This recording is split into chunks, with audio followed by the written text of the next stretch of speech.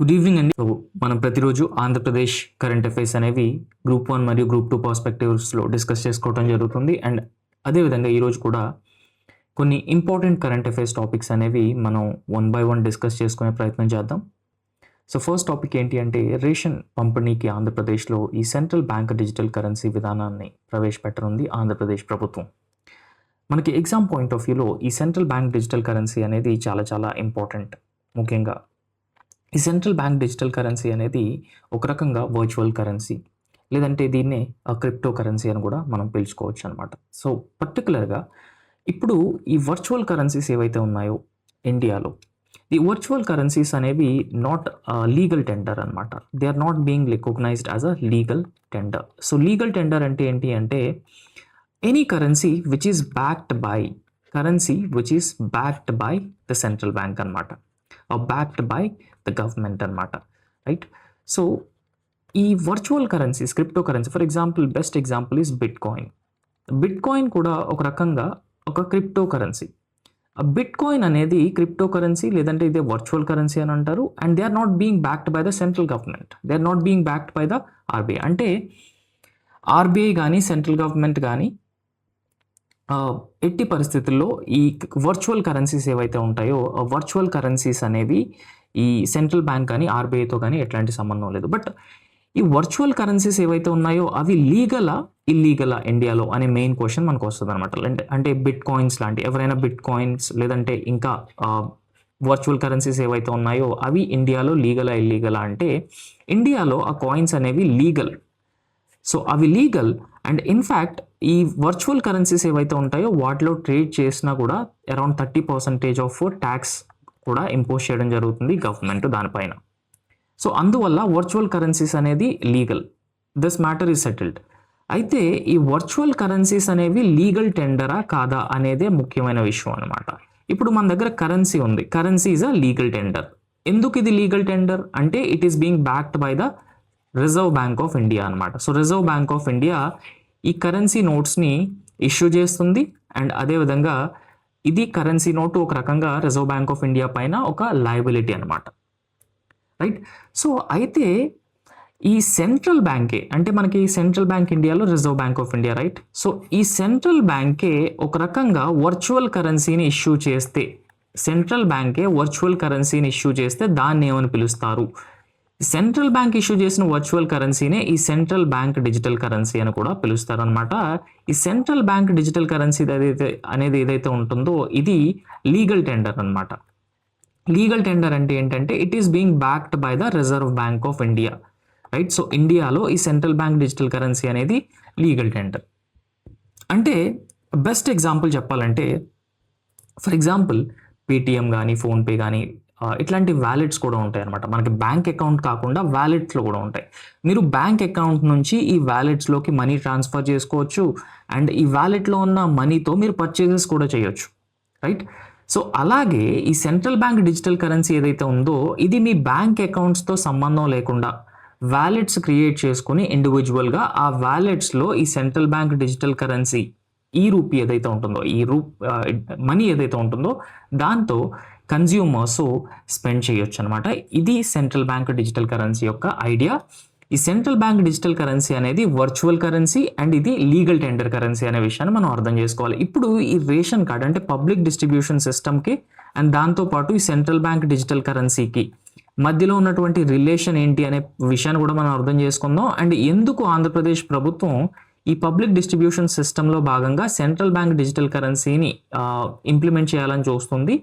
And A state first time ఇది implement చేసింది అంటే గుజరాత్లో దీన్ని ఆల్రెడీ ప్రయోగాత్మకంగా అమలు చేయడం జరిగింది. అండ్ గుజరాత్లో ఇది ఆల్రెడీ సక్సెస్ఫుల్గా ఇంప్లిమెంట్ కూడా చేయడం జరిగింది అనమాట. అంటే ఈ పబ్లిక్ డిస్ట్రిబ్యూషన్ సిస్టమ్, రేషన్ పంపిణీ ఏదైతే ఉంటుందో ప్రజా పంపిణీ వ్యవస్థ, ఈ పబ్లిక్ డిస్ట్రిబ్యూషన్ సిస్టంలో ఈ సెంట్రల్ బ్యాంక్ డిజిటల్ కరెన్సీని ప్రయోగాత్మకంగా ఇంట్రడ్యూస్ చేసిన ఫస్ట్ స్టేట్ ఏది అంటే అది గుజరాత్ అనమాట. ఫస్ట్ స్టేట్ గుజరాత్ ఈ సెంట్రల్ బ్యాంక్ డిజిటల్ కరెన్సీని ప్రయోగాత్మకంగా అమలు చేసినటువంటి ఫస్ట్ స్టేట్. అయితే గుజరాత్లో ఎప్పుడైతే ఈ సెంట్రల్ బ్యాంక్ డిజిటల్ కరెన్సీ అనేది సక్సెస్ అయిందో అదే మోడల్ని ఆంధ్రప్రదేశ్లో కూడా ఇంప్లిమెంట్ చేయాలని చెప్పేసి ఆంధ్రప్రదేశ్ ప్రభుత్వం నిర్ణయం తీసుకోవడం జరిగిందనమాట. అయితే ఆంధ్రప్రదేశ్లో మొత్తం అన్ని ప్రాంతాల్లోనే అమలు చేస్తారా అంటే కాదు.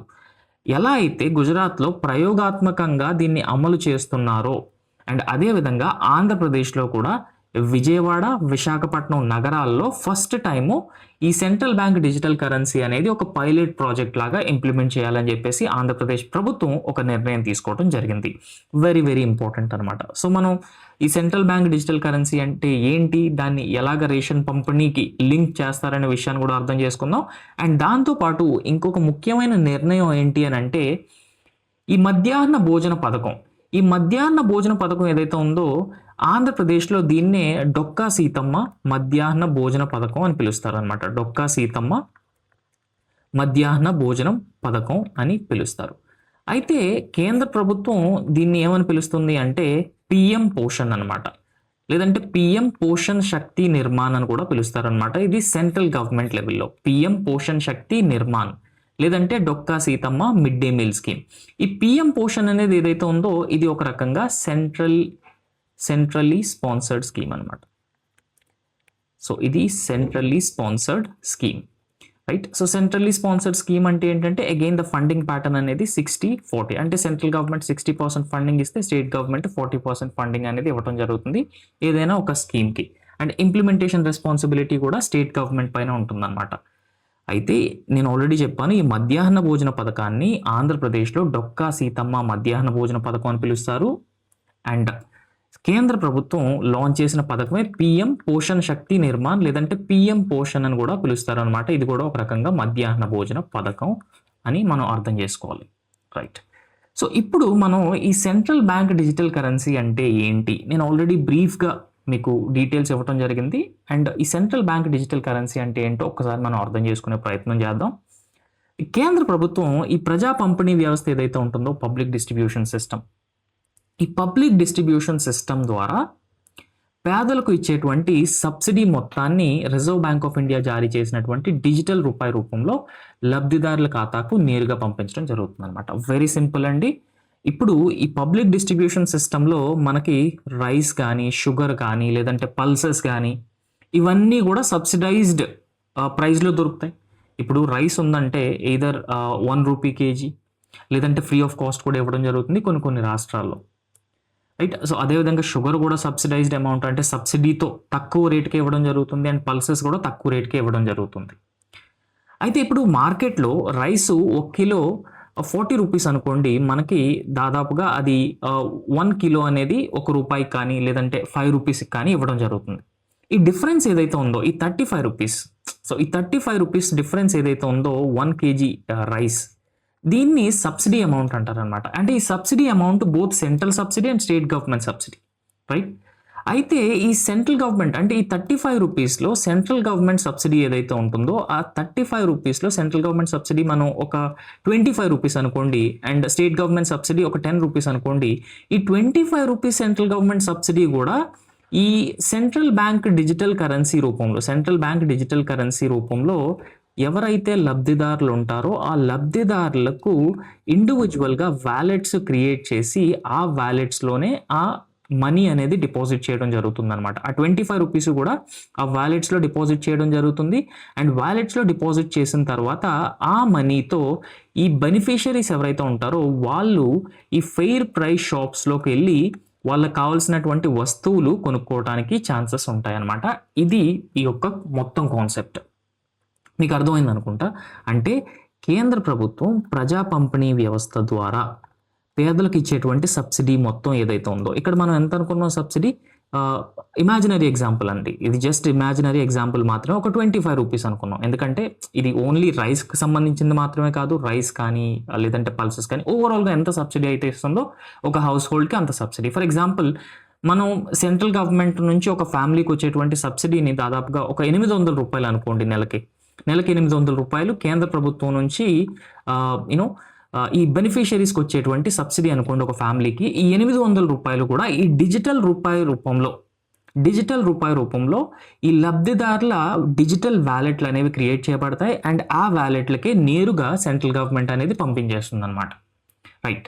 సో దీనిలో ఈ కాన్సెప్ట్ ఉంటుంది డిజిటల్ వ్యాలెట్ అనే ఒక కాన్సెప్ట్. మనకి ఎలా అయితే పేటీఎం వ్యాలెట్ కానీ, ఫోన్‌పే వ్యాలెట్ కానీ, సో ఇలా వ్యాలెట్లు ఏవైతే ఉన్నాయో, సో మనం మీ అకౌంట్‌లో నుంచి వ్యాలెట్‌లోకి మనీ ట్రాన్స్‌ఫర్ చేసుకోవటం, ఆ తర్వాత కొనుగోలు చెల్లింపులు అవి చేసుకోవటం ఇదంతా వీలవుతుందనమాట. అయితే రేషన్ కార్డులకు అనుసంధానమైనటువంటి ఈ పోస్టల్ డిజిటల్ వ్యాలెట్‌లను ఏర్పాటు చేసి ప్రతి కుటుంబానికి ఒక డిజిటల్ వ్యాలెట్. ఫర్ ఎగ్జాంపుల్ ఒక ఫ్యామిలీ ఉందనుకోండి, ఆ ఫ్యామిలీ ఆఫ్ 4. సో ఈ ఫ్యామిలీ ఆఫ్ 4కి కేంద్ర ప్రభుత్వం నుంచి ఎంతైతే సబ్సిడీ వస్తుందో ఆ సబ్సిడీ అమౌంట్ మొత్తం కూడా ఈ డిజిటల్ రూపాయి రూపంలో డిజిటల్ వ్యాలెట్లో డిపాజిట్ చేయడం అనేది జరుగుతుందన్నమాట. రైట్. సో ఇప్పుడు డిజిటల్ వ్యాలెట్లో ఒక కుటుంబానికి ₹1000 ఉండొచ్చు కేంద్ర ప్రభుత్వం నుంచి వచ్చినటువంటి సబ్సిడీ, ఇంకో కుటుంబానికి ₹800 ఉండొచ్చు. రైట్. సో ఈ సబ్సిడీ అమౌంట్ ఏదైతే ఉంటుందో ఈ డిజిటల్ కరెన్సీతో లబ్ధిదారులు ఈ రేషన్ దుకాణాలు, వీటిని ఫెయిర్ ప్రైస్ షాప్స్ అని కూడా అంటారు, ఈ రేషన్ దుకాణాల్లో లభించేటువంటి బియ్యాన్ని కొనుక్కోవచ్చు, పంచదార, అలాగే వాళ్ళకి ఏ వస్తువు కావాలంటే ఆ వస్తువు కొనుక్కోవడానికి ఛాన్సెస్ ఉంటాయన్నమాట అక్కడ ఉన్నటువంటి ప్రైస్ బేస్ చేసుకొని. అయితే ఇక్కడ పర్టికులర్గా మనకి బయోమెట్రిక్ అవసరం ఉండదన్నమాట. ఎప్పుడైతే మనం రేషన్ కార్డ్స్ని ఈ సెంట్రల్ బ్యాంక్ డిజిటల్ కరెన్సీతో లింక్ చేస్తున్నామో రేషన్ కార్డ్స్తో పర్టికులర్గా ఈ బయోమెట్రిక్స్తో పని ఉండదన్నమాట. సో బయోమెట్రిక్స్ అంటే ఏంటి, మనం రేషన్ తీసుకున్నప్పుడు మన థంబ్ ఇవ్వాల్సి ఉంటుంది, లేదంటే బయోమెట్రిక్ అథెంటికేషన్ అనేది ఖచ్చితంగా ఇవ్వాల్సి ఉంటుంది రేషన్ తీసుకోవడానికి. ఎందుకంటే మనకి ఈ ఫేక్ బెనిఫిషియరీస్ కానీ, గోస్ట్ బెనిఫిషియరీస్ కానీ, లీకేజెస్ కానీ, కరప్షన్ ఇట్లాంటివన్నీ ప్రివెంట్ చేయడానికి ఈ బయోమెట్రిక్ అనేది ఇంట్రడ్యూస్ చేయడం జరిగింది. అండ్ బయోమెట్రిక్ ద్వారా hundreds of crores of rupees కూడా గవర్నమెంట్ సేవ్ చేయడం జరిగింది ఈ ఫేక్ బెనిఫిషియరీస్ని వీడౌట్ చేసేసి. రైట్. బట్ దీనివల్ల ఈ సెంట్రల్ బ్యాంక్ డిజిటల్ కరెన్సీ వల్ల బయోమెట్రిక్స్ వేయాల్సిన అవసరం ఉండదు, చాలా ఇంపార్టెంట్. అండ్ దాంతోపాటు లావాదేవీలు పెరిగే అవకాశం ఉంటుంది. అండ్ కన్జ్యూమర్స్ కూడా, అంటే ఈ బెనిఫిషియరీస్ లబ్ధిదారులు ఎవరైతే ఉన్నారో ప్రతి నెల ఎంత సబ్సిడీ తమకు అందుతుంది కేంద్ర ప్రభుత్వం నుంచి అనే విషయం వాళ్ళకి స్పష్టంగా తెలుస్తుంది. అండ్ రేషన్ డీలర్లకు మార్జిన్లు కూడా రియల్ టైంలో అందే అవకాశం ఉంటుందన్నమాట ఈ central bank digital currency. So ఇట్లాంటి అన్ని బెనిఫిట్స్ ఉన్నాయి కాబట్టి ఆంధ్రప్రదేశ్లో ఈ విజయవాడ, విశాఖపట్నంలో మొట్టమొదటిసారిగా ఈ ప్రయోగాత్మకంగా ఈ రేషన్ షాపులు ఏవైతే ఉన్నాయో వాటిని ఈ సెంట్రల్ బ్యాంక్ డిజిటల్ కరెన్సీతో లింక్ చేయాలని చెప్పేసి ప్రభుత్వం లక్ష్యంగా పెట్టుకోవడం జరిగిందనమాట. రైట్. నేను ఆల్రెడీ చెప్పాను, ఆంధ్రప్రదేశ్లో ఇంప్లిమెంట్ అవుతున్నటువంటి ఈ మధ్యాహ్న భోజన పథకం ఏదైతే ఉందో ఈ మధ్యాహ్న భోజన పథకాన్ని డొక్కా సీతమ్మ మధ్యాహ్న భోజన పథకం అని పిలుస్తారనమాట. అయితే రాష్ట్రంలో దాదాపుగా 41,000 ప్రభుత్వ పాఠశాలలు ఉన్నాయి. పర్టికులర్గా ఈ మధ్యాహ్న భోజన పథకం అనేది ప్రభుత్వ పాఠశాలలోనే అమలు చేయడం జరుగుతుందన్నమాట. ఈ డొక్కా సీతమ్మ మధ్యాహ్న భోజన పథకాన్ని 41,000 ప్రభుత్వ పాఠశాలలు, అదేవిధంగా 4,000 సంక్షేమ హాస్టల్లో ఇంప్లిమెంట్ చేయడం జరుగుతుంది. ఇప్పటి వరకు కూడా సన్న బియ్యంతోనే ఆ విద్యార్థులు ఎవరైతే ఉన్నారో వాళ్ళకి ఇది ప్రొవైడ్ చేయడం జరుగుతుంది. అయితే వాటి స్థానంలో నాణ్యమైనటువంటి స్టీమ్ బియ్యం అందించేయాలని చెప్పేసి ఈ కేంద్ర ప్రభుత్వం, అదేవిధంగా రాష్ట్ర ప్రభుత్వం ఒక నిర్ణయం తీసుకోవడం జరిగిందనమాట. రైట్. ఈ మిడ్ డే మీల్ స్కీమ్ అనేది ఒక one of the best schemes అండి, mid day meal scheme. So mid day meal scheme యొక్క ముఖ్య ఉద్దేశం ఏంటి అని అంటే స్కూల్స్లో ఈ ఎన్రోల్మెంట్ అయితే ఏదైతే ఉంటుందో ఎన్రోల్మెంట్ పెంచాలి అనే ఉద్దేశంతో తీసుకొచ్చినటువంటి ఈ స్కీమ్ అనమాట. ఎన్రోల్మెంట్ పెంచాలి. సో ఎన్రోల్మెంట్తో పాటు ఈ డ్రాప్ అవుట్ రేట్ అది ఏదైతే ఉంటుందో, డ్రాప్ అవుట్ రేట్ అంటే ఎన్రోల్మెంట్ అంటే హాజరు పెంచాలి, నమోదు కానీ హాజరు కానీ పెంచాలి. అండ్ అదేవిధంగా ఈ డ్రాప్ అవుట్ రేట్ ఏదైతే ఉంటుందో ఆ డ్రాప్ అవుట్ రేట్ని తగ్గించాలి. అండ్ ఈ పోషకాలతో కూడినటువంటి భోజనాన్ని ప్రతి విద్యార్థికి అందించాలి. రైట్. సో ఇట్లాంటి ఉద్దేశాలతో ఈ మధ్యాహ్న భోజన పథకం అనేది తీసుకురావడం జరిగింది ఇండియాలో కానీ, లేదంటే ఇండియాలో ఇంప్లిమెంట్ చేసిన తర్వాత ఆంధ్రప్రదేశ్లో కూడా. అయితే రాష్ట్రంలో ఉప్పుడు బియ్యం ఉత్పత్తి పెరిగిన నేపథ్యంలో అదనంగా 2 లక్షల టన్నుల కొనుగోలుకు కేంద్రం అంగీకరించింది. సో కేంద్రం మనకు తెలిసిందే ఈ ఫుడ్ కార్పొరేషన్ ఆఫ్ ఇండియా ద్వారా ఎంఎస్పి ధరకే రైతుల దగ్గర నుంచి ప్రొక్యూర్మెంట్ సెంటర్స్ ద్వారా ధాన్యాన్ని కూడా కొనటం జరుగుతుందన్నమాట. సో అందువల్ల రైతులకు కూడా హెల్ప్ అవుతుంది, మార్కెట్ ప్రైజెస్ కూడా స్టేబుల్ అవుతాయి. అండ్ ఈ డిస్ట్రెస్ సేల్ ఏదైతే ఉందో ఆ డిస్ట్రెస్ సేల్ నుంచి కూడా ఫార్మర్స్ ప్రొటెక్ట్ చేయబడతారనమాట. అండ్ దాంతోపాటు మరో 2 లక్షల టన్నులు అదనంగా సేకరించడానికి కూడా కేంద్ర ప్రభుత్వం సిద్ధంగా ఉన్నట్టు చెప్పడం జరిగింది. అండ్ దాంతోపాటు రాష్ట్రంలో దాదాపుగా 1000 మినీ మార్ట్లు అనేవి ఎస్టాబ్లిష్ చేయడం జరుగుతుంది. అండ్ ఈ మినీ మార్ట్లో వినియోగదారులకు తక్కువ ధరలకే సరుకులు అందించేందుకు ఈ మినీ మార్ట్లు అనేవి ఏర్పాటు చేయనున్నట్టు తెలుస్తుంది అనమాట. అండ్ ఇంకొక ముఖ్యమైన విషయం ఏంటంటే అరకు కాఫీ అనేది దేశంలోనే one of the most popular coffee variety అండి ఈ అరకు కాఫీ అనేది. సో ఈ అరకు కాఫీని కూడా దేశంలో ఉన్నటువంటి అన్ని మిలిటరీ క్యాంటీన్లలో విక్రయించేందుకు కూడా రీసెంట్గా నేషనల్ సెంట్రల్ కోఆపరేటివ్ ఫెడరేషన్ అనేది కూడా అంగీకారం తెలపడం జరిగింది. దీనివల్ల ఈ కాఫీ పండించేటువంటి రైతులు ఎవరైతే ఉన్నారో అరకులో వాళ్ళు కూడా మంచి ప్రైస్ అనేది దొరకడం జరుగుతుంది. అండ్ అరకు కాఫీ కూడా దేశవ్యాప్తంగా అండ్ ఇంటర్నేషనల్గా కూడా పాపులరైజ్ అవ్వటం, ఒక బ్రాండ్ బిల్డ్ చేసుకోవడం కూడా జరుగుతుంది అనమాట. సో దట్స్ ఆల్ అండి for today. Thank you so much.